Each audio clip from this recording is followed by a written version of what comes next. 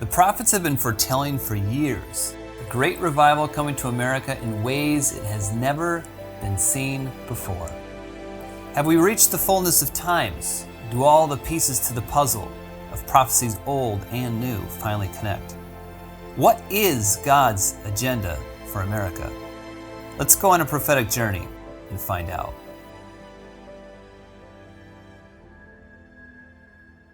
At the time I am sitting down to prepare this 14th video in the series, What is God's Agenda for America? It's May 24th, 2020. I have the general outline for the entire video series completed. As for now, I'm mainly just watching and praying, waiting for the right time to record the videos and release them to the public. I have no idea when that will be, but I sense it will be soon, before summer's end. At the time of release, I'm sure the primary question will still be, what did God say about COVID-19? I stand in awe as I read this now, because 2 days after I revised that introduction, George Floyd was killed by a police officer and the entire nation was turned upside down. Thus is the nature of this 17-part video series. We are no longer moving into a season of acceleration. It is already upon us. We have 3 more videos after this. We will address that matter soon enough, but for now, what did the prophets see in regard to COVID-19, both before and during the crisis? And the answer is, maybe not so surprisingly now, quite a bit. What perhaps is a bit more shocking is just how specific and how indicting some of those words were. In fact, it may be the judgments exposed in this vast series of prophetic experiences that have caused the longest delay in the release of these videos. If they are wrong, the results can be divisive and dangerous. If they are right, then they uphold the office of the prophet, they provide clarity for the days ahead, and they remind us that we do have an enemy that comes to steal, to kill, and to destroy, but that God always comes after the but. We started on February 28th, 2020, because this was the first prophetic word I heard. However, I would later discover several more prophetic experiences that preceded it, words I will share shortly. Now, to put the timeline in context, the United States hit 1,000 COVID-19 related deaths in a single day for the first time on March 31st. We continue to average between 1,000 and 1,500 deaths a day for the next 2 months to follow. Now, going backward, on March 22nd, just 9 days prior, we hit 100 deaths for the first time. And on March 16th, just 6 days before that, we hit 20 deaths in 1 day for the first time. 16 days before that, Sean Bowles said this: God is answering the prayers and cries of the nations and is putting an end in sight. The exaggerated fear-based tactics of both the enemy and several media outlets for political reasons is coming to an end. The enemy has been trying to distract and steal from several equally important purposes and issues by dominating airwaves with conspiracy and fear. Even now, several vaccines are coming out as well as a natural dying out of the virus itself. The Lord is saying, I am removing the threat of this. Within a short amount of time, the extreme threat will feel like it is in the far past. Again, I stand amazed at how much the storyline has evolved since my last draft. I'm revising this on July 30th, 2 months after I first wrote it. After a month of COVID-19 numbers spiking back up, after a group of doctors got 18 million views in a day for holding a press conference to tout the results of hydroxychloroquine, and to combat the perpetual narrative of the World Health Organization and the mass media just 2 days ago, the WHO has just announced that studies are concluding that asymptomatic carriers of the virus are virtually unlikely to pass the virus on to others. That pretty much debunks the entire lockdown narrative, if not the social distancing and mask propaganda that has bombarded this nation for months. And that was literally just released 3 hours ago. All right, back to the word. I want to take time to dissect this word before I go any further, because Sean swallowed a lot of scrutiny in the days that followed. And I believe there are important lessons to learn from that. The first lesson is this: God's verb tense is not the same as ours. Who among us has received a prophetic word and has been dismayed by the long wait that followed? Sean said that several vaccines are coming out, and I am removing the threat of this. These are present progressive verb tenses. Many people interpreted that to mean that God was turning back the threat and that few people would die. Just the opposite happened. Within the first 2 weeks of that word, the death count jumped from 10 to 20 a day. A week later, 100 a day, and a week after that, 1,000 a day. Those numbers continued to build over the next month and then took on another month to go back to 1,000 a day. Does this paradox mean Sean missed it? The question leads to lesson number 2. Prophecy doesn't invalidate prayer. It invites us into a journey of prayer. A couple years back, I heard 3 different sermons in the same week say the exact same thing. They said God will give you a prophetic word and then take you about as far in the opposite direction as He can possibly take you first. When God delivers a word like this, the right response is not to doubt and invalidate it when contradiction follows, but to partner with that word in prayer and continue to contend for the promise until it comes to pass. Third, God will sometimes purposely say things that don't make sense in order to get the hungry to dig deeper. One day, after teaching, one of Jesus' disciples said, "Jesus, why do you speak in parables instead of telling us plainly?" Jesus responded, "The secrets of the kingdom of heaven have been given to you, but not to them. For whoever has eyes to see, let them see." Translation: seek and you will find. Don't seek, don't find. God spoke through Sean. Even now, several vaccines are coming out, as well as a natural dying out of the virus itself. Face value, that seems both naive and wrong. But dig deeper. Throughout this whole pandemic, we were bombarded with news stories about Bill Gates and the WHO's pitch for universal vaccines. For those who are awake enough to recognize this as part of a larger globalist agenda that is not God's agenda, it would be easy to presume that anything about vaccines was not of God. But what is the purpose for a vaccine? Does it not prevent the virus before it ever has a chance to fester? It is therefore preventive medicine, yes? Now let's examine the controversial drug hydroxychloroquine, which I just mentioned. For months we heard accounts from doctors from around the world reporting of its successful treatment of COVID-19 patients. At the same time, we had fight back from Dr. Fauci and the WHO, backed by the mass media, that said it was ineffective, even dangerous. Trump, meanwhile, started taking it himself just to prove it was safe, and was criticized for endangering himself in return. I could create a whole other video exploring this debate alone, but there are scientific-minded people who do a much better job at that than I. Instead, I will simply conclude lesson number 3 with the following interpretation. I believe God coded the word hydroxychloroquine in the more general term of vaccine, not just because it is preventative in nature and can keep you from ever getting in the first place, but because God wanted to use that word to contrast the parallel new narrative. Ironically, it was the defense of a universal vaccine that combated reports of hydroxychloroquine's effectiveness. After all, why do you need to vaccinate the world with a vaccine that's still far away from being available when hydroxychloroquine both successfully and inexpensively already does that and treats those who have it? Now, to be fair, I don't know the final verdict on hydroxychloroquine. I've heard there are several other potential remedies in the mix, solutions coming from different countries around the world. However this all plays out, I do believe this: God will get America back on its feet and drive the virus away, His way, one way or another. Now let's go to the next part of the statement. Sean said that the virus would just naturally die out. Dr. Fauci and Bill Gates would have had a good laugh over that one if it wasn't for the fact that it proved true. In May, when protests started to emerge, when states started to open businesses again, when other states started to loosen their standards, the numbers did not spike back up. They went down for 8 straight weeks, hitting their lowest point at 524 deaths a day for the week of June 28th through July 4th. Then, the numbers started to spike back up again for 4 straight weeks, and then have gone down some and flatlined around 950 deaths a week for the 4 months since in the month of August. But how did the numbers continue to go down for 8 straight weeks, including a period of about 40 days after the mass George Floyd protests broke out across America, and then spike back up? Something about those numbers does not compute. And in fact, just today, August 30th, the CDC issued a new report concluding that only 6% of the 153,000 Americans who died of COVID can actually be said to have died of COVID as a primary cause in the first place.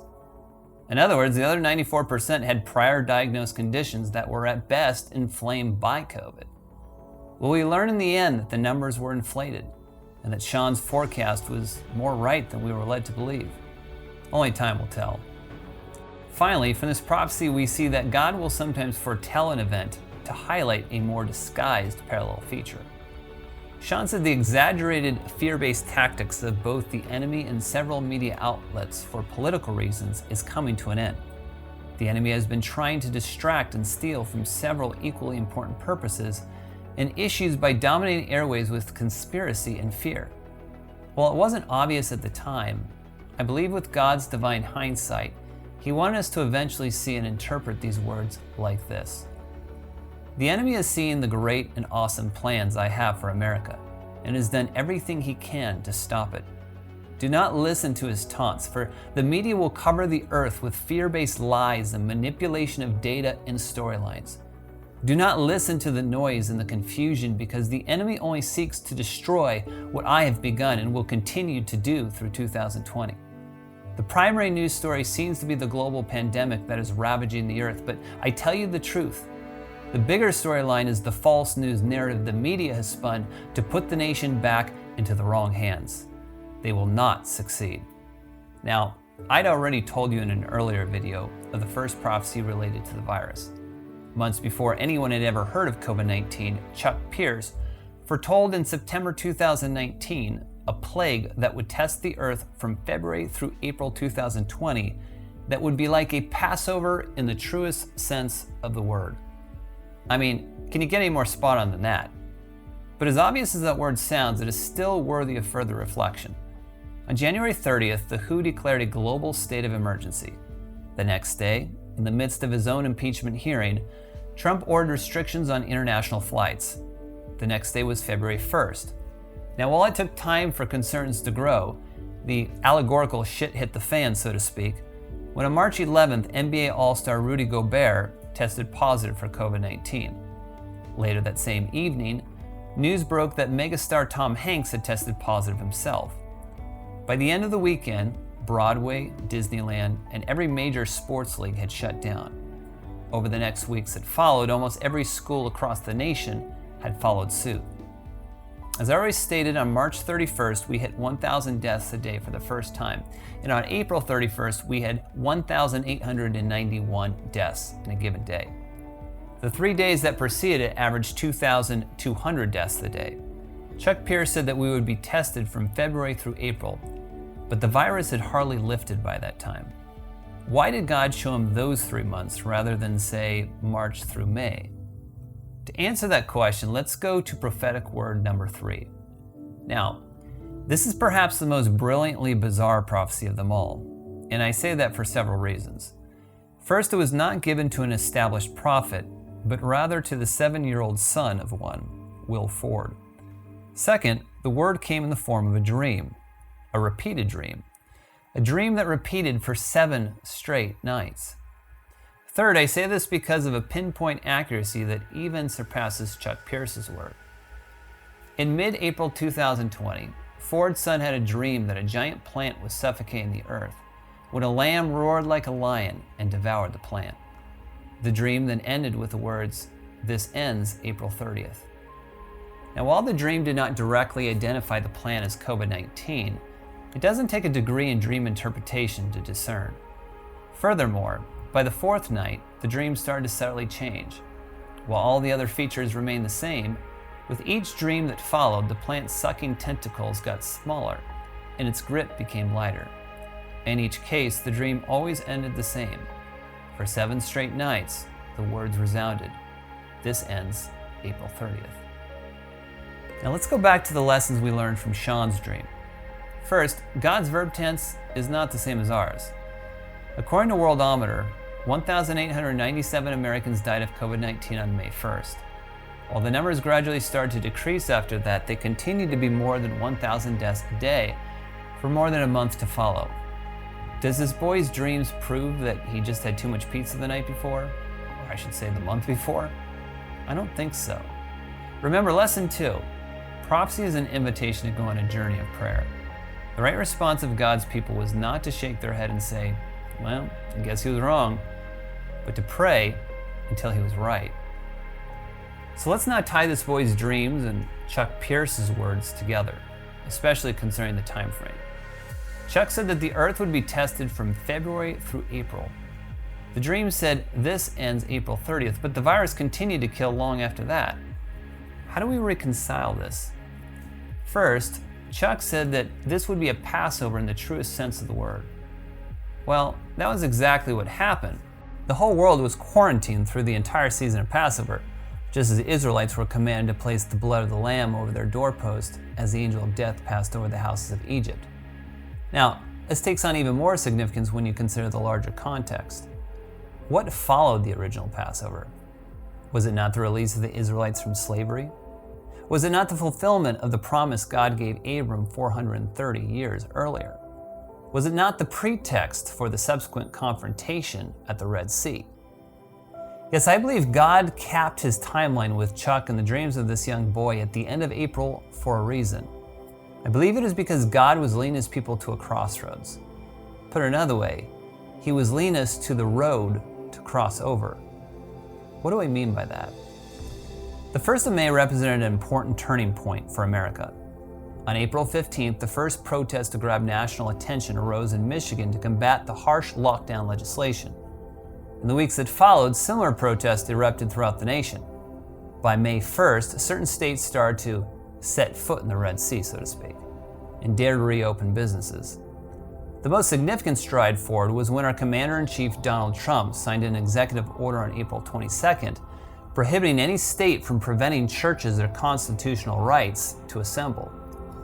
While no literal Egyptian army charged and no literal Red Sea contained us on the other side, I believe the spiritual lines were drawn. I believe God was declaring to his church, I have been speaking of a great awakening for years, a revival like this nation has never seen before. But do you now stand at your Red Sea? Will you surrender to the intimidating mantra of the mainstream media? Or will you dare take my word by faith and cross over? Now you might say, well, what does that even mean? I mean, we weren't allowed to go to church on May 1st, and most businesses were still not free to open. That's not an easy question to answer. I don't think the response God was looking for was so much physical as the position of our hearts. I believe he was saying, are you now going to align yourself with fear or with faith? Many Christians at the time were saying, I'm not acting in fear, but I also don't think we should be questioning the authorities and confusing people with conspiracy theories. Fear is sometimes a subtle thing. Often it is nothing more than complacency, passivity, or an unwillingness to disrupt people's sense of peace. Surprisingly, there were just as many Christians who opposed Trump's order to open churches as there were those that supported him. This only validated the spiritual reality of the Red Sea that stood before us. Would we, as the church, partner with fear or move forward in faith? This was not about regaining the right to congregate in buildings, but about the faith to move forward when the path ahead seemed dangerous and uncertain. Now, the next two prophecies are both alarmingly specific and similar. Since the evidence has not identified a conclusive origin of the virus, I release these dreams with a disclaimer. These are dreams, nothing more. But then again, I'm not sure that's how God, the dream giver, sees it. If you take offense by these words, I say again, these are dreams. They're not my personal blind accusations. All right, here we go. On March 24th, 2020, Tracy Cook recounted a dream he had on January 15th, almost 2 weeks before we had ever heard anything about the coronavirus. He said, I had a dream in which God took me into the nation of China, and I was taken into this lab room with scientists, and I saw behind closed doors both Nancy Pelosi and the Democratic Party. I then opened the door and heard their conversation about their previous failed attempts to impeach the president. God then showed me that this virus would last through April 15th, but that after the Passover, it would begin to diminish. Now, if you're asking, who the hell is Tracy Cook? I'll throw out a couple of his credentials to support his prophetically slanderous claim. On Sid Roth, Cook shared how 7 days before 9/11, while in a revival meeting, God stopped him immediately and told him to prophesy. All of a sudden, he said, I saw planes flying toward New York City, toward the Twin Towers, and God said, in 7 days, those Twin Towers will come down. And he said it would be like Pearl Harbor, accentuating that we had underestimated our adversaries. Nothing vague about that. In January 2012, the Lord told him there would be a pope who would retire before the end of February 2013. That was highly unlikely considering that the last pope to retire had been Pope Gregory in 1415. But sure enough, that was exactly what happened. The third example was a testimony of Sid Roth himself. He shared how he had called Tracy in regard to a coven of witches in Charlotte, North Carolina, that he had asked him to pray about. Not only did Tracy pray, but God gave him the name of the head witch and the exact address of where she lived. When he went to Charlotte and knocked on her door, she yelled, "I know why you're here. Leave me alone," and slammed the door in his face. Cook then proceeded to break the stronghold of witchcraft over the city and drove away. Now, you might be saying, okay, I get this guy's prophetic, but let's examine his own dream. He said the virus would end by April 15th. That sure the heck didn't happen. And my response would be, no. He said God then showed me that this virus would last through April 15th, but that after the Passover it would begin to diminish. According to Worldometer, there were 2,691 COVID-19 related deaths on April 15th. Up to that point, it was the most deaths recorded on a single day in America. That number would only be eclipsed once more, 6 days later on April 21st. Again, according to Worldometer, for the week of April 11th through 17th, there were 15,420 COVID-19 related deaths in America. The next week, 14,743. The next week, 13,562. The next week, 12,862. The next week, 10,280. The next week, 8,869. In other words, the virus did start to diminish, starting on April 15th. If the first dream was hard to believe, this next one will really be hard to swallow. In early January, having had no familiarity with Tracy's dream, and Tracy no familiarity with James's dream, James Gall had the following dream himself. I was shown in Wuhan, China, a laboratory, and I saw bioengineered, man-made virus to be released in the earth. Then my knower said, "Man will say it came from a wet market," and the Lord said, "It did not." On the Sid Roth show in April, Gall continued, "I'm not saying whether it was transported to a wet market from this laboratory or not. That I don't know. But what I did see was that the virus would be engineered as a weapon to be released in the world." James then shared a similar second dream he had in mid-April. He said, "I had a very vivid dream in which a book came before me that had a dragon on its cover. The title was The Global Dragon Warfare Manual. As it flipped open, I was enabled to read its table of contents. There were 12 chapters, or stages and phases. In yellow highlighted marker, it outlined Stage 7, Global Pandemic. And that was highlighted because that was where we were. Chapter 6 was called The Scourge of Fear. That was what was being released to lead up to the 7th stage.